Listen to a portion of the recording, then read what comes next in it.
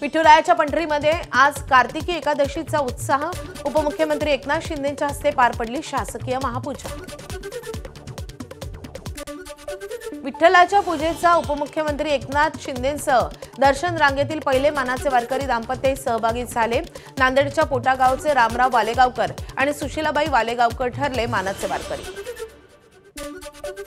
पंढरपुरात एकनाथ शिंदेंनी धरला टाळ मृदुंगावर ठेका। शिंदेंसह शिवसेनेचे इतर मंत्री वारकऱ्यांसोबत विठू नामाच्या गजरामध्ये दंग झाल्याचं पाहायला मिळालं। कार्तिकी एकादशीच्या महापूजेनंतर उपमुख्यमंत्री एकनाथ शिंदेंनी केलं संत पूजन। शिंदेंनी पूजनानंतर संतांशी मनमोकळा संवादही साधला। पंढरपुरात एकादशी सोहळ्याला चंद्रभागेच्या तीरावर भाविकांची मोठी गर्दी। भल्या पहाटेपासून स्नानासाठी भाविकांची गर्दी। रायगडची दक्षिण काशी अशी प्रसिद्धी असलेल्या श्री क्षेत्र हरिहरेश्वर मंदिरामध्ये कार्तिकी एकादशी निमित्त यात्रेला सुरुवात। पालखीच्या नगर प्रदक्षिणेला भाविकांची मोठी गर्दी। मंदिराभोवतालच्या चारही डोंगरांना घातली जाते प्रदक्षिणा। मुंबई पोलिसांकडून सत्याच्या मोर्चाच्या आयोजकांवर गुन्हा दाखल। प्रतिबंधात्मक आदेशांचं उल्लंघन केल्याबद्दल आणि बेकायदेशीररित्या सभा आयोजित केल्याबद्दल गुन्हा। पुढील आठवड्यामध्ये स्थानिक स्वराज्य संस्थांच्या निवडणुकांचं बिगुल वाजण्याची शक्यता। पहिल्या टप्प्यामध्ये 246 नगरपालिका आणि 42 नगरपंचायतीच्या निवडणुका पार पडणार असल्याची माहिती। रायगडमध्ये स्थानिक स्वराज्य संस्थांच्या निवडणुकीमध्ये अजित पवारांच्या राष्ट्रवादी आणि उद्धव ठाकरेंची शिवसेना एकत्र लढणार। दोन्ही पक्षाच्या जिल्हाध्यक्षांमध्ये बैठक पार पडली आहे। शिंदेंच्या सेनेला शह देण्यासाठी ही युती झाल्याची चर्चा। नांदेडमध्ये स्थानिक स्वराज्य संस्थांच्या निवडणुकांसाठी अजित पवारांच्या राष्ट्रवादीची स्वबळाची तयारी। भास्करराव पाटील खतगावकरांच्या उपस्थितीमध्ये पार पडला कार्यकर्त्यांचा मेळावा। भाजपची आवाज मुंबईकरांचा संकल्प भाजपचा मोहीम। मुंबई भाजपाध्यक्ष अमित साटम यांनी मरीन ड्राईव्ह परिसरामध्ये साधला मुंबईकरांशी संवाद। जळगावच्या पाचोऱ्यामध्ये शिंदेंच्या शिवसेनेचा निर्धार मेळावा। बंडखोरांना पुन्हा पक्षात घेतल्यानं शिवसेना आमदार किशोर पाटलांची भाजपवर टीका।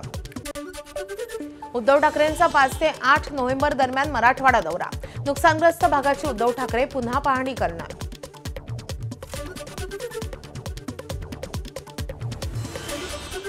यवतमाळमध्ये जिल्हा परिषदेचे 62 गट आणि पंचायत समितीच्या 124 गणांचा प्रारूप आरक्षण घेण्यात आलेले आक्षेप फेटाळले। विभागीय आयुक्त कार्यालयामध्ये पार पडलेल्या सुनावणीमध्ये आरक्षण जैसे थे ठेवण्याचा निर्णय। अहिल्यानगरच्या शेवगाव तालुक्यामध्ये 11 दिवसांपासून वंजारी समाजाचं आंदोलन। वंजारी समाजाला अनुसूचित जमाती प्रवर्गामधून आरक्षण मागणीसाठी आंदोलन। पालकमंत्री राधाकृष्ण विखे पाटलांच्या आश्वासनानंतर आंदोलन मागे।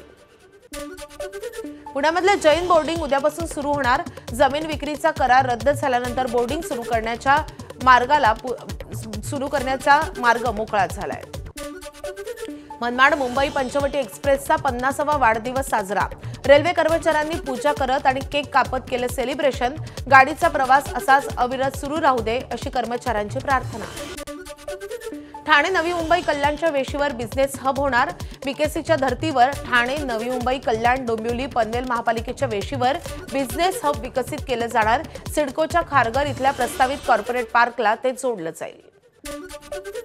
लोणार सरोवरामध्ये मोठ्या प्रमाणात मासे आढळले। सरोवरामधल्या पाणी हे अल्कधर्मी असल्यानं कुठलाही सजीव या पाण्यामध्ये जगू शकत नाही। त्यामुळे सरोवराची जैवविविधता धोक्यात असल्याची चर्चा। मासे प्रयोगशाळेत पाठवून अहवाल मागवण्यात आलाय। यंदा नोव्हेंबर महिना पावसाचा असणार तर किमान तापमान सरासरीच्या तुलनेमध्ये अधिक राहण्याची शक्यता। भारतीय हवामान विभागाचा अंदाज। गोंदियामध्ये भाजप आमदार संजय पुराम यांनी शेतात जात केली नुकसानग्रस्त भागाची पाहणी। लवकरात लवकर पंचनामे पूर्ण करण्याचे आमदार पुराम यांचे निर्देश। वाशिममध्ये आंबा फळबागांवर कीड आणि रोगांचा प्रादुर्भाव वाढला। फळबागा वाचवण्यासाठी शेतकऱ्यांकडून ट्रॅक्टरच्या सहाय्याने फवारणी। छत्रपती संभाजीनगरच्या गंगापूर तालुक्यातील सायगाव गोपाळवाडी शंकरपूर शिल्लेगाव बुटेगाव वैजनापूर आणि त्यासोबतच सायगाव या भागामध्ये ढगफुटी सदृश्य पाऊस। अतिवृष्टीमुळे शेतांना तळ्यांचं स्वरूप शेतकऱ्यांचं मोठं नुकसान। महिला डॉक्टर आत्महत्या प्रकरणाच्या निषेधार्थ बीडमध्ये सोमवारी बाह्य रुग्ण विभाग बंद ठेवला जाणार आहे। तर मागण्या मान्य न झाल्यास मंगळवारपासून सगळ्या सेवा बंद ठेवणार। इंडियन मेडिकल असोसिएशनच्या अध्यक्षांची माहिती। पवई ओलीस प्रकरणामधल्या रोहित आर्यच्या स्वभावाचा मुंबई पोलीस अभ्यास करणार। पोलिसांशी फोनवर बोलत असताना रोहित आर्य चिंताग्रस्त होत होता। सोलापूरमधील विजापूर रोडवरील ज्वेलर्सच्या दुकानामध्ये फिल्मी स्टाईल दरोडा। पिस्तूलचा धाक दाखवत सोनं लुटलं। पोलिसांकडून दरोडेखोरांचा शोध सुरू। सांगलीमध्ये रील्स बनवण्यासाठी विनापरवाना तलवार बाळगल्याप्रकरणी एका अल्पवयीन मुलावर गुन्हा दाखल। महात्मा गांधी चौक पोलिसांची कारवाई। नंदुरबारमध्ये शहादा तालुक्यामध्ये गायीच्या गोठ्यातून बनावट दारूचा साठा जप्त। कुणालाही संशय येऊ नये म्हणून दारू तस्करांची अनोखी शक्कल, पण पोलिसांकडून 5 लाखांचा साठा जप्त। धाराशिव जिल्ह्यामधल्या राष्ट्रीय महामार्गावर जॅक टाकून अडवून प्रवाशांना लुटणारी टोळी गजाआड। धाराशिव स्थानिक गुन्हे शाखेच्या पथकाची कारवाई। दोघांना अटक तर 4 जणांचा शोध सुरू। रायगडच्या म्हसळा तालुक्यामधल्या मेंढडी गावामध्ये वृद्ध दाम्पत्याचा कुजलेल्या अवस्थेमध्ये आढळला मृतदेह। हत्या झाल्याचा संशय। फॉरेन्सिक टीमकडून तपास सुरू।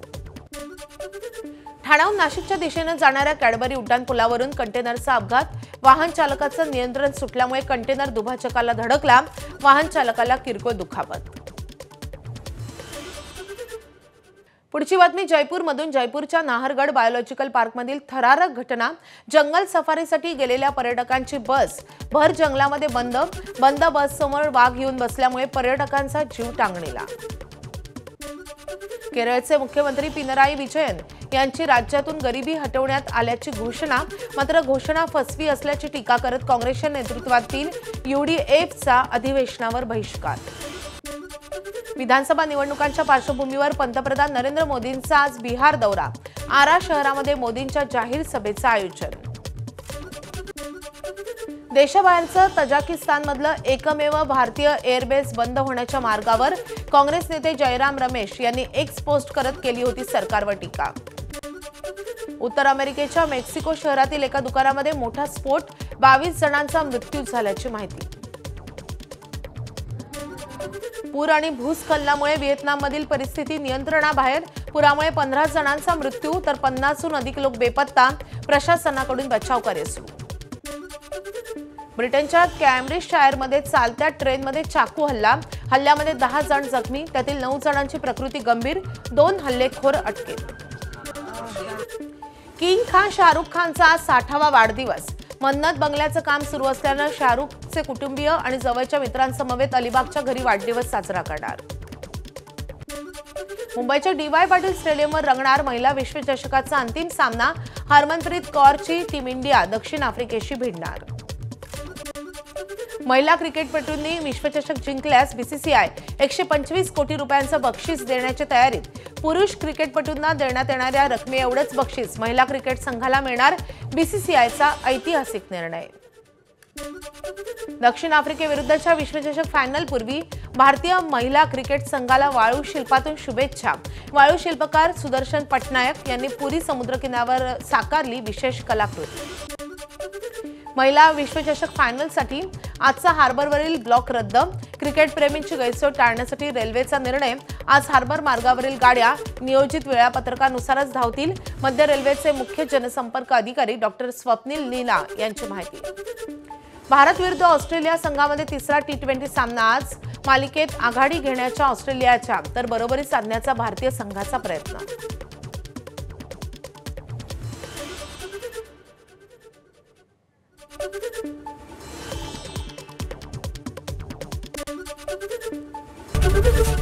ABP माझा, उघडा डोळे बघा नीट।